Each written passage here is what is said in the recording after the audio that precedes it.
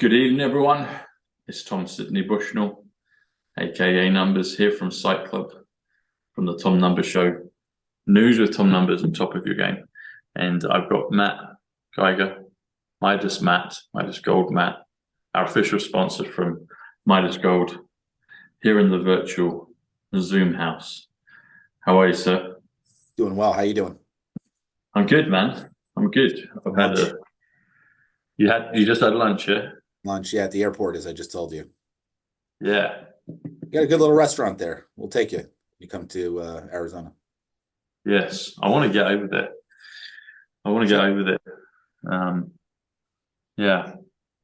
And today, well, it's not the first day of spring, but it's the first day of the spring month, March. And so it's not been great weather recently here, but today in the daytime was lovely.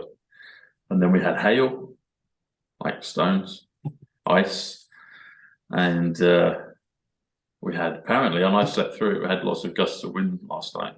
I didn't hear anything. Sleeping like a baby. Slept like a baby. I could see that actually, the evidence of it. So I could see some things that have moved around, I was like, oh, there has been you know what? I don't know if I've said this before, not on our show, I might have said it on other episodes. So there was the storm of 87 in England, a hurricane. People say it's not technically a hurricane because you can't get one in that climate zone. Right. But I slept right through it. And I remember my mum came out, and I mentioned this actually in my first chapter of my book. She came into my bedroom, flung open the curtains and went, oh, because we used to have the largest tree on the block. So that where we lived used to face out onto a park and all these terrace houses all around this block. And we had the biggest tree on the block. And it literally crashed at a right angle degree, thankfully away from me, but it smashed through all the neighbors, like, I don't know, 5 or 6, 7 neighbors' gardens. And if it had come the other way, it would have come right through my room. And I slept right through it. I had no idea. I kind of wish I had seen it, but I just slept right through it. But I could see, as soon as she opened the curtain, there was more light coming into my room because it wasn't the shade of the massive tree. And it was big. It was, I don't know, it must have been, I want to say, it felt like it was probably a good, maybe 40 meters tall, something like that. It was pretty high, maybe 35, 40 meters high. So good 100 feet, I would say. So it was, Anyway, how do we get onto that? I don't know. I don't know. Oh, the wind. That was it. Yeah, so it's the first day of spring. Well, 21st it starts, but it's March. And I actually was with a friend yesterday and said to her, hopefully we'll get, some good weather tomorrow because it's the first day of the spring month. And we did. Maybe someone was listening. Maybe someone turned it on. Somebody turned it on. Someone turned it on. Arizona's beautiful right now. If anybody visits Arizona, this is like the time to do it. I remember, so the first time I ever went there, I mentioned before my buddy Chad from Mesa. I went to his wedding in 1997. I was there in March. I thought I was in a Hollywood film set. Everything about it was amazing. And I remember the weather being distinctly warm, like you could almost throw an egg out on the pavement. Oh, yeah, you can. Yeah. A lot of the construction worker guys and a lot of the contractors, they'll heat up their lunch right on the front of their car. Yeah. Yeah. It's like a trick of the trade out here. I mean, that's too warm, really. For it's me. Nuts. But you appreciate this time of year, where it's cool, it's nice, it's sunny. Yeah. And just to jump into it, I mean, in our last episode, we talked about a certain somebody, you had introduced me to. I think we can, being that she was in Nino's corner, I just didn't want to throw anything out there before, I just wanted to keep people's identity. The clandestine's back. Clandestine back. Sarah Connor's back. Sarah Connor. I knew she'd be back. It's like when she gets going, she's like a whirlwind. And she is something else, man. She'll tear it up. I know. But Clan, you are a force of nature, and I know that firsthand. Mickey Clan. She's awesome. The clock. Mickey Clock. Yeah. The Mickey Mouse Clock. Jupiter, She is a force of nature. I mean, what she did at that board meeting, she's talking. I was watching the interview this morning because it came out last night and it was just a little bit late for me to focus, you know. So I was listening to, got through maybe about half of it to 3/4 this morning. Phenomenal interview. Go to Nino's Corner, watch that, you know. Yeah. What she talked about, she's like, I loved how she said, you know, my favorite line, and I think I said this in the last episode, was like, she says, she's like, if you understand this stuff, if you learn this stuff, the next thing you're going to have to learn after you learn the stuff that she's talking about, the next thing you have to learn is you need to learn to have mercy on these people. It's just aces, bro, aces.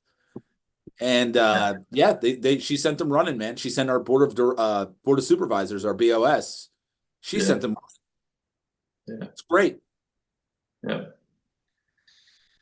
yeah. I remember when she was doing that with Ron Watkins, and yeah, she's whipping it up. What's happening? Sorry, go on, man. Go. You first. No, go on. You can say today? Yeah, today, you know, just maybe within the last couple of hours, gold jumped up. Gold's almost 2,100. That's what I was going to ask you. Yeah. I don't look at gold prices as like, I mean, sure, the lower the price, the more you can buy, right? Yeah. But what was the reasoning as to why? I didn't see anything really in the news. You had some ideas that you brought to my attention that there was some. Yeah. You explain it.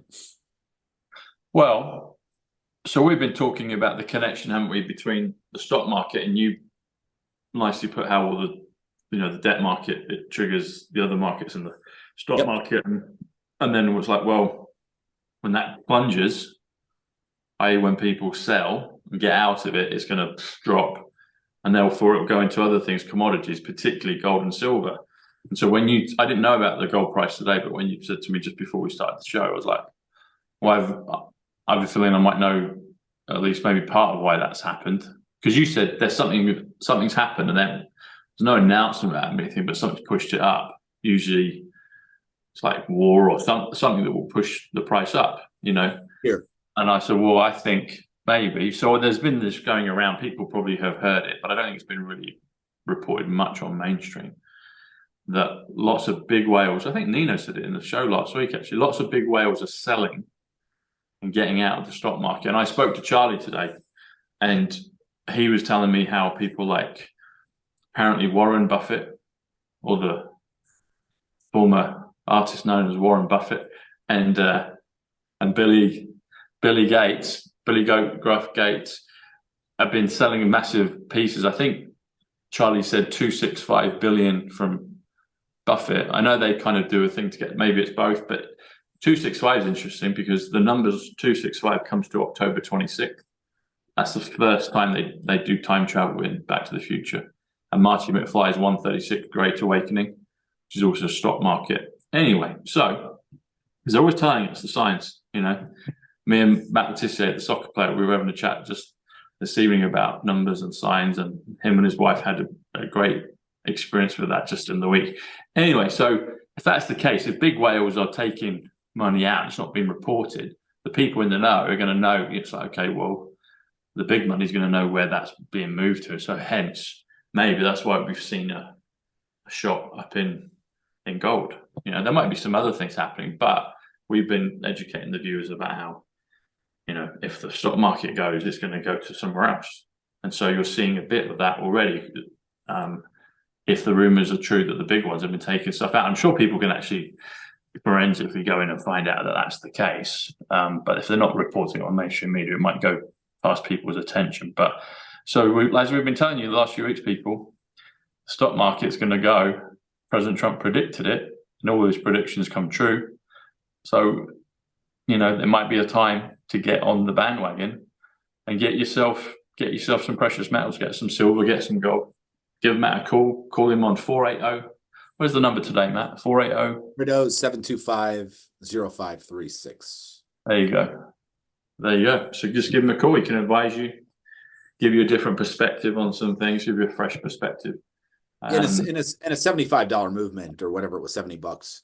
Yeah. It's not a big deal, you know, but you know, if we keep seeing rises in gold price, sure, you know, you get a little bit more value today. My guess, you know, unless it starts sitting at 2,100 for a period of time, I feel like gold and silver prices, it's just psychology. They keep it at a certain level just to keep the public psyche, right? Yeah.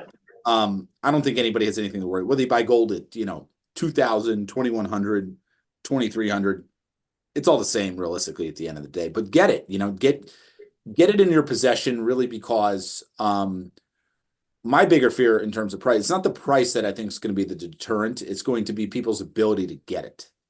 Yeah.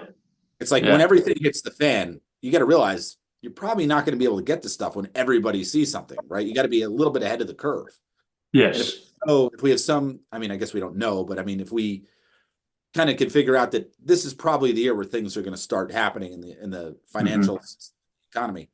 Next month, 24. Yeah, it's gonna pay you dividends to do it ahead of time, right? We are talking a little bit about this in the last episode. It's like, be preemptive about it. Getting the stuff a little, even if you're a little bit early, that's fine. We thought back in, even 2016, people thought Hillary was going to win. That was a big year. That was a big time in gold, right?